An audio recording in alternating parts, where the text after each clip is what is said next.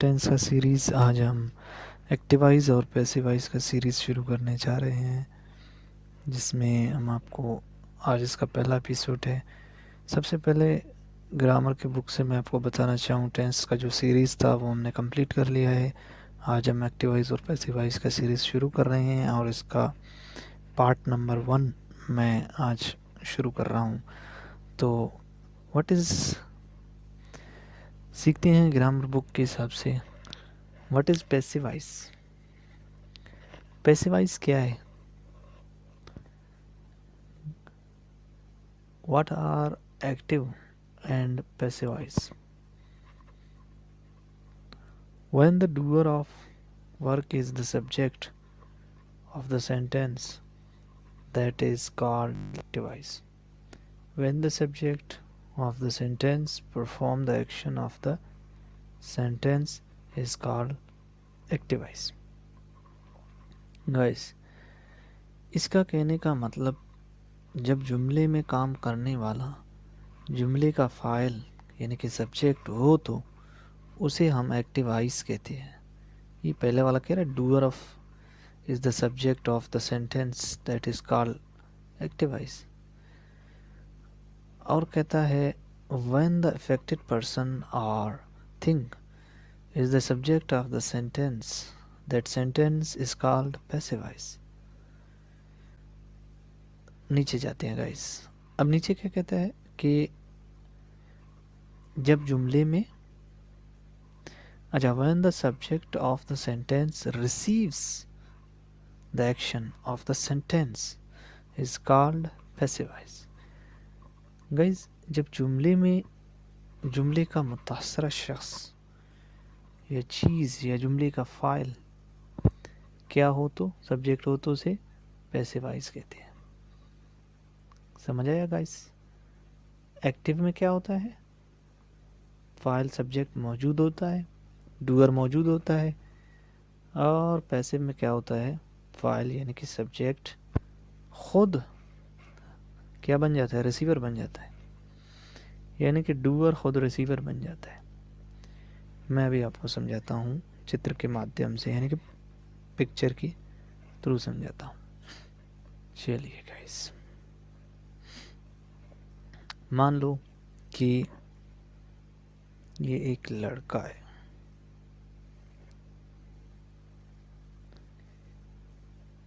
ये एक लड़का है गाइस, ठीक है।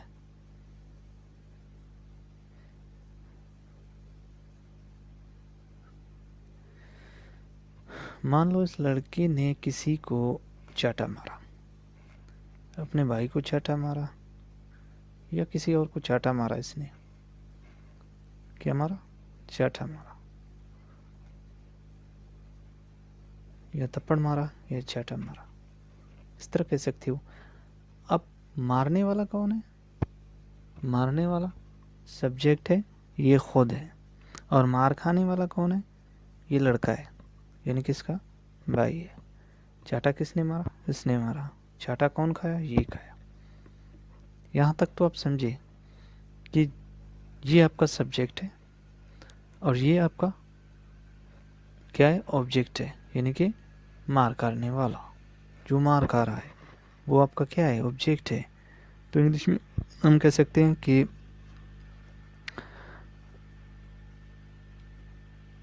मैंने उसे चाटा मारा, या मैं उसे चाटा मारता हूँ, मैं उसे थप्पड़ मारता हूँ। क्या मारता हूँ? थप्पड़ मारता हूँ।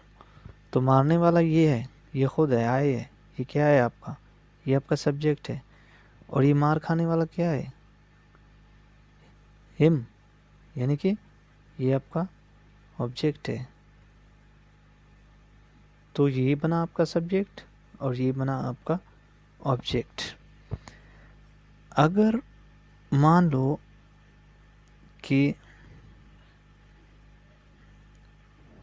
इसको छोड़ के हम कहें कि मुझे, अब ये कहे कि मुझे मारा जाता है। अब ये खुद कहे, जो सब्जेक्ट था, ये कहे कि मुझे मारा जाता था। इट मीन्स कोई तो था जो उसे मारता था। लेकिन यहाँ पे क्या है? यहाँ पे हमने जो है ना सब्जेक्ट को नहीं दिखाया है।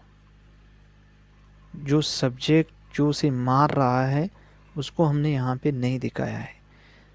तो जिसमें सब्जेक्ट अगर कोई एक्शन परफॉर्म कर रहा है, उसने किसी को चाटा मारा, उसने किसी को गाली दिया, मतलब इसने किसी को थप्पड़ मारा, किसी को गाली दिया, तो ये खुद मौजूद है सेंटेंस में, ये खुद मौजूद हो सकता है।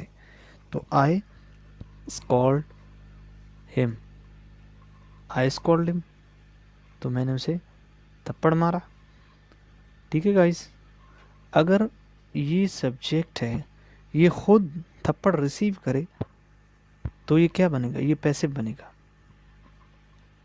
एक्टिव में ये क्या कर रहा है, किसी को थप्पड़ मारता है, जबकि पैसिव में इसको खुद थप्पड़ लगता है। तो ये क्या बन जाता है, ऑब्जेक्ट में चला जाता है। ये आए नाम का जो व्यक्ति है ये किस में चला जाता है, ऑब्जेक्ट में चला जाता है।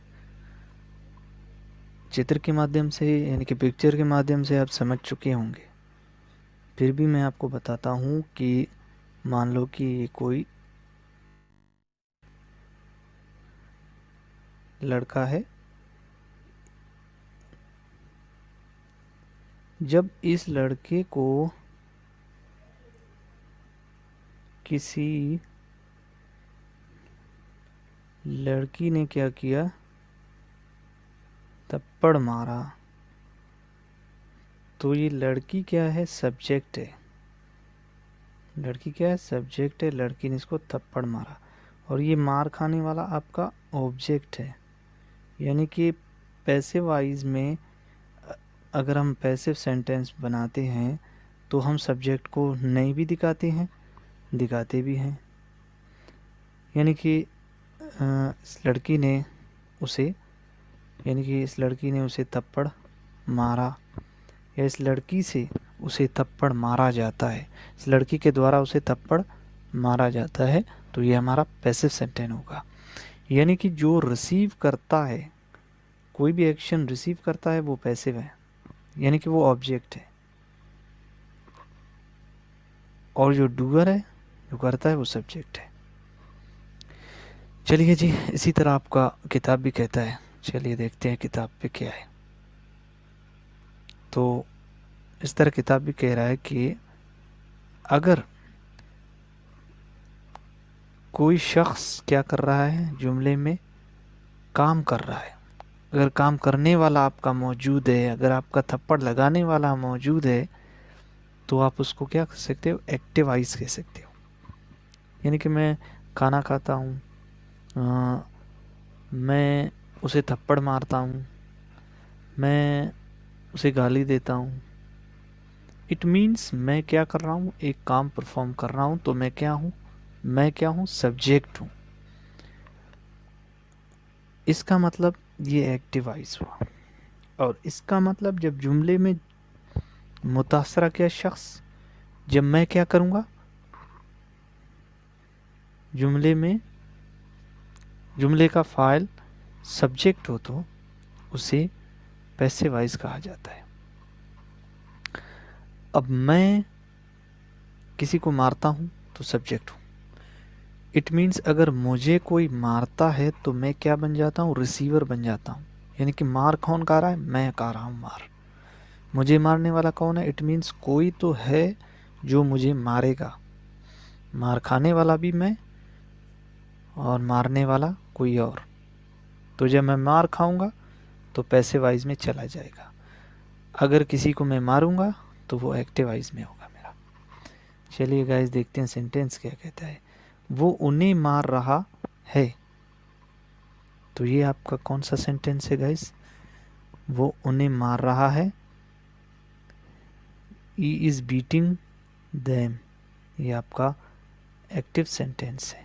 कैसे, वो उन्हें मार रहा है, मान लो ये लड़का है, ये लड़का किसको मार रहा है, उन्हें मार रहा है। ये लड़का उन्हें मार रहा है, तो ये आपका क्या है, ये काम कर रहा है, कोई किसी को मारने का ये काम परफॉर्म कर रहा है। ये लड़का मारने का जो प्रोसेस कर रहा है, मतलब किसी को मार रहा है तो ये कोई काम कर रहा है, कोई एक्शन परफॉर्म कर रहा है, यानी कि ये सब्जेक्ट है। ही नाम का ये व्यक्ति सब्जेक्ट कहलाता है। अगर कोई इसे मारे तब ये जाके क्या बन जाता है, ऑब्जेक्ट बन जाता है। यही समझाने वाला था मैं। तो गाइस किताब कहता है कि सब्जेक्ट, हेल्पिंग वर्ब, वर्ब की फर्स्ट फॉर्म और ऑब्जेक्ट, ये आपका सेंटेंस एक्टिव में है। चलिए इसको पैसिव कैसे बनाता है ये किताब वाला देखते हैं।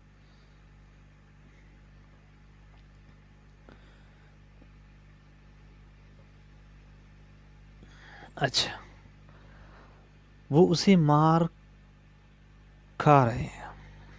कैसा सेंटेंस है, मार रहे हैं, ऐसे हो सकता है।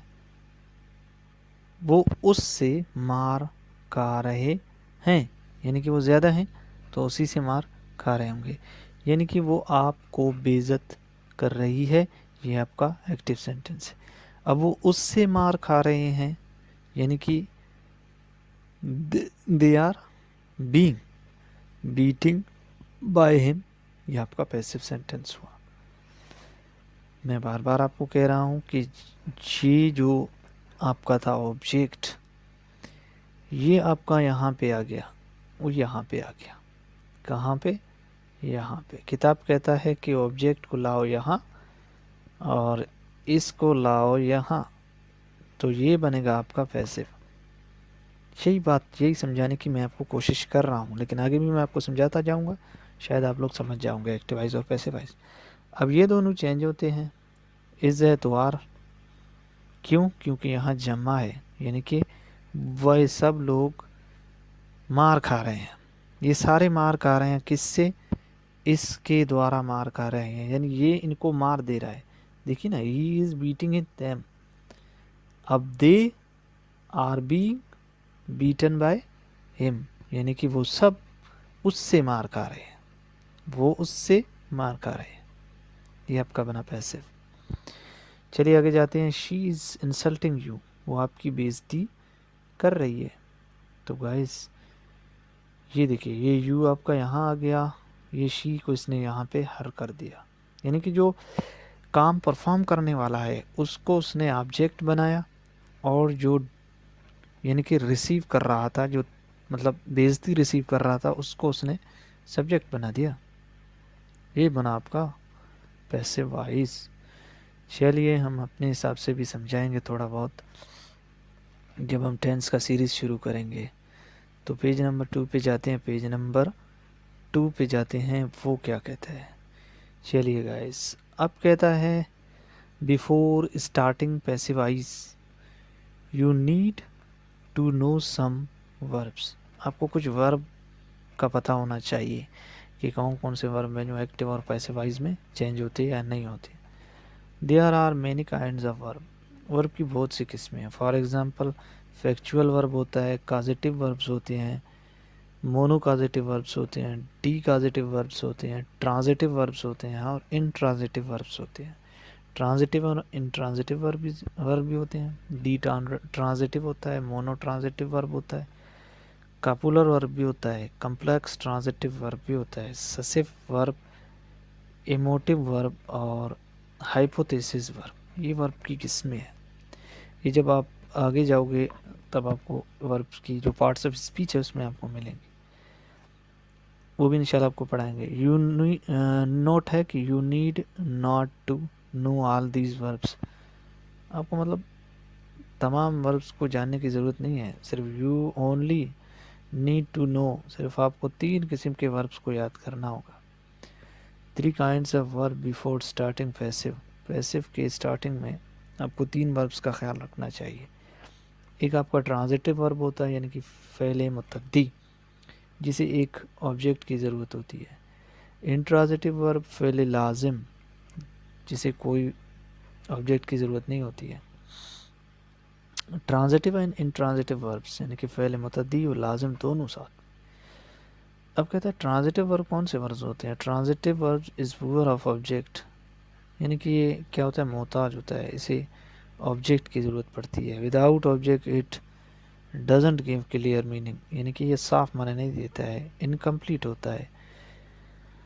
तो ट्रांजिटिव वर्ब फ़ेल मुतअद्दी मफ़ूल का मोहताज होता है, बग़ैर मफ़ूल के वाज़ेह व मुकम्मिल माना नहीं देता है। जैसे कि आपका ईट है, ईट मतलब खाना, ठीक है।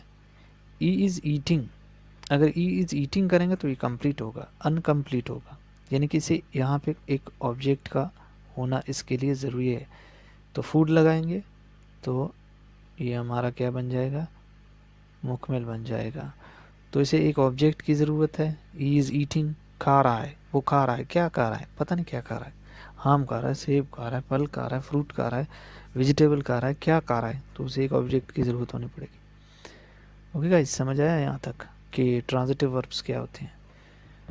तो is eating in apple, an apple, वो एक सेब खा रहा है, तो ये आपका कंप्लीट बन गया सेंटेंस। गाइस नीचे जाते हैं गाइस अब। जैसे कि आपका है ड्रिंक, पीना, इज़ ड्रिंकिंग, क्या पी रहा है, शराब पी रहा है, पानी पी रहा है, दूध पी रहा है, क्या पी रहा है, इनकम्प्लीट है। तो शी इज़ ड्रिंकिंग मिल्क, तो ये कंप्लीट होगा, यानी कि उसे एक ऑब्जेक्ट की ज़रूरत हो जाए तो वो ट्रांजिटिव वर्ब है। अब इंट्रांजिटिव वर्ब कौन से हैं?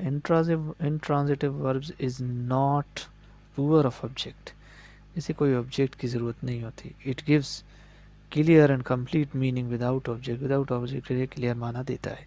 जैसे कि फ़ेल लाजिम इंट्रांजिटिव वर्ब में फ़ेल लाजिम मफ़ूल का मोहताज नहीं होता, ये बग़ैर मफ़ूल के वाज़ेह व मुकम्मिल माना देता है। जैसे the sun is shining, shine क्या है आपका, चमकना, द सन इज़ शाइनिंग, तो सूरज चमक रहा है, ये आपका वर्ब है, इसे कोई ऑब्जेक्ट की ज़रूरत नहीं है। ही इज़ डाइंग, डाइंग आपका वर्ब है, डाई माना मरना, इसे भी कोई ऑब्जेक्ट की ज़रूरत नहीं है। गाइस ट्रांजिटिव और इंट्रांजिटिव वर्ब्स, ये भी वर्ब्स होते हैं। Verbs is sometimes poor of an object, sometimes not poor of object, कभी कभार ये जो है ना मोहताज होता है ऑब्जेक्ट के, और कभी कभार ये नहीं होती है। ये it means sometimes it's clear, gives clear meaning, and sometimes its meaning without object, and sometimes it doesn't give clear meaning, यानी कभी कभार ये सही साफ माने देते हैं और कभी कभार ये साफ माने नहीं देते। गाइस ये कुछ किताबी भाषा है, ये किताब की कुछ अल्फाज हैं। And complete meaning of without object, यानी कि ये जो आपका ट्रांजिटिव और इंट्रांजिटिव दोनों साथ में है, यानी कि फ़ेल मुतअद्दी और लाजिम बाज़ औक़ात क्या करते हैं, मफ़ूल का मोहताज होता है और बाज़ औक़ात नहीं होता है। यानी बाज़ औक़ात मफ़ूल के बग़ैर मुकम्मिल माने देता है और बाज़ औक़ात मफ़ूल के बग़ैर मुकम्मिल माना नहीं देता है। तो फ़िलाई है, जैसे आपका फ़िलाई ट्रांजिटिव भी है और इंट्रांजिटिव भी है। अगर मुकम्मिल में देखो द बर्ड्स आर फ़िलाइन, तो ये कंप्लीट आपका इंट्रांजिटिव वर्ब है, इसे कोई ऑब्जेक्ट की ज़रूरत नहीं है। इज़ फ़िलाइंग, अब ये आपका ट्रांजिटिव वर्ब है, क्यों? क्योंकि इसे एक ऑब्जेक्ट की ज़रूरत है। तो ट्रांजिटिव और डी ट्रांजिटिव का मतलब ये है, कभी कभार इनको ऑब्जेक्ट की ज़रूरत पड़ती है, कभी कभार इनको ज़रूरत नहीं पड़ती। तो he is flying kite, a kite, वो एक पतंग उड़ा रहा है। अब ये सेंटेंस कंप्लीट हो गया। इस तरह guys transitive verbs change from active voice into passive voice because it has an object. कहता है कि ट्रांजिटिव वर्ब जो होते हैं वो क्या होते हैं, पैसिव में तब्दील होते हैं। He is eating an apple, तो ये आपका चेंज होगा पैसिव में। An apple is being eaten by him. अब ट्रांजिटिव और इंट्रांजिटिव वर्ब में क्या है कि transitive intransitive verb sometimes change and sometimes doesn't change from active voice into passive voice. When it has an object it's change, and when it's doesn't have an object it doesn't change. कभी कभार कहता है ये change होते हैं, तो कभी कभार ये चेंज नहीं होते हैं। कौन से? ये जो आपके ट्रांजिटिव और इंट्रांजिटिव दोनों जो होते हैं इनका कहता है, कभी कभार ये माना साफ देते हैं, कभी कभार नहीं देते हैं। चलिए जी नीचे आते हैं, आपका इनके एक्टिव वॉइस और पैसिव वॉइस देखो। ये आपका है मतलब शी इज़ स्वीपिंग, तो ये आपका क्या है, इंट्रांजिटिव है, इसका पैसिव नहीं होगा गाइस। शी इज़ स्वीपिंग, इसका पैसिव नहीं होगा। She is sweeping the room, यानी कि अब ये आपका क्या बना, ये ट्रांजिटिव बना, ये आपका चेंज होगा। The room is being sweep by her, उसके द्वारा कमरे को झाड़ू दिया जाता है। इस तरह का। इस इंट्रांजिटिव वर्ब्स की तरफ आते हैं। Intransitive verbs does not change from active voice. एक मिनट, कनेक्शन तो देखें, टूटा तो नहीं है कनेक्शन? अच्छा, कनेक्टेड है गाइस। अच्छा गाइस, तो wise passive into literacy English because it doesn't have an object। अब कहते हैं इंट्रांजिटिव वर्ब्स कौन से होते हैं, जिनको एक ऑब्जेक्ट की ज़रूरत नहीं होती, तो वो क्या होते हैं, चेंज नहीं होते हैं। ही इज़ डाइंग, क्या इसको, इसका क्लियर माना है वो मर रहा है, तो इसका पैसिव नहीं होगा गाइस। शी इज़ स्लीपिंग, वो सो रहा है, इसका भी नहीं होगा, ये भी इंट्रांजिटिव वर्ब है। ही इज़ रनिंग, इसका भी पैसिव नहीं होगा गाइस, क्योंकि ये इंट्रांजिटिव वर्ब्स हैं। अब कहते हैं note, intransitive verbs can change from active voice into passive voice in colloquial English. Colloquial English में कहता है कि इनको जो है ना चेंज किया जा सकता है एक्टिव वॉइस से पैसिव वॉइस में। जैसे शी इज़ स्लीपिंग को हम दूसरे तरीके से पैसिव में चेंज कर सकते हैं। The action of sleeping is being done by हर, सोने का जो अमल है वो उसके द्वारा हो रहा है। चलिए गाइस, आखिरी पेज पे जाते हैं। क्या कहता है लास्ट पेज? लास्ट पेज कहता है कि ही इज़ रनिंग। अब रनिंग क्लियर माना दे रहा है, तो ये आपका क्या हुआ, क्लियर जो माना दे वो आपका इंट्रांजिटिव वर्ब है। Intransitive verb, the action of running is being done by him, उसके द्वारा दौड़ा जाता है।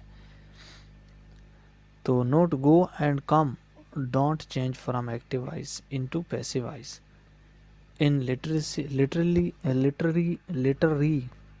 प्रोनाउंसिएशन नहीं हो रहा, literary English, but in colloquial English they can be changed, ये चेंज हो सकते हैं अगर कोलिकल इंग्लिश में इनको किया जाए। They are coming, the action of coming is being done by them, उनके द्वारा मतलब आया जाता है। He is going, the action of going is being done by him, उनके द्वारा जाना पड़ता है या जाया जाता है। She is smiling, the action of smiling is being done by her, ये इससे होता है गाइस। अब कहते हैं गाइस कि बेसिक रूल्स ऑफ, वीडियो थोड़ा लंबा हो सकता है क्योंकि पैसिव वॉइस को समझ रहे हैं तो अच्छी तरह से समझे तो बेहतर है। चलिए जी, basic rule of change active voice and active voice into passive voice. If we change active voice into passive voice we act upon the following rules. हमें फॉलोइंग रूल्स को बनाना पड़ता है। ये किताब कहता है कि मेरे कुछ रूल्स हैं, उन रूल्स को आपको अपनाना पड़ता है। तो चलिए उसके रूल को देखते हैं। एक्टिव वॉइस को पैसिव वॉइस में तब्दील करने के लिए मंदरज झैल कवानीन पर अमल करना होगा। Subject is change into object, ये कहता है सब्जेक्ट को ऑब्जेक्ट में लाओ, ठीक है। Object is change into subject, object को सब्जेक्ट कर दो।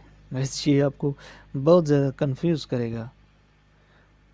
अच्छा, the first and second form of verb change into third form, यानी कि पैसिव वॉइस में आप थर्ड फॉर्म ही लगाओ। जो जितने भी फॉर्म है वर्ब्स की आप थर्ड फॉर्म इस्तेमाल। Before the third form of verb we use helping verb according to tense. Tense के मुताबिक हमें क्या करना है, हेल्पिंग वर्ब्स को लेना पड़ता है, ठीक है गाइस।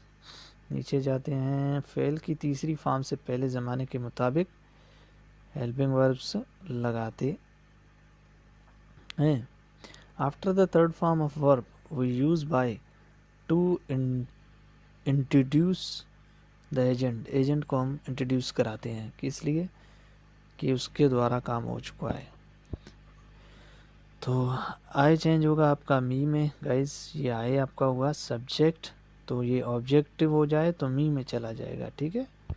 आई को मी में, ही को एम में। ई जब आपका हो जाए सब्जेक्ट, ऑब्जेक्टिव में करोगे तो एम में चला जाएगा। शी आपका हर में चला जाएगा, दे आपका देम में, वी आपका अस में, यू आपका यू में ही चला जाएगा क्योंकि यू की यू ही होती है। एट आपका एट में चला जाए शायद, यू और इट तब्दील नहीं होते, ये सेम होते हैं। इट का इट ही रहता है, यू का यू ही रहता है। तो ये था आपका एक्टिव वॉइस और passive voice. Guys present indefinite का मैं नेक्स्ट पार्ट, मतलब जो पैसिव वॉइस का सीरीज़ है, पहला एपिसोड प्रेजेंट इंडिफिनिट, वो हम शुरू करने जाएंगे अभी। तब तक के लिए इतना, मिलते हैं नेक्स्ट वीडियो में। अल्लाह हाफिज़। हमारे चैनल को ज़रूर सब्सक्राइब कीजिएगा और बेल वाला आइकन भी ज़रूर दबाइएगा। Take care. अल्लाह हाफिज़।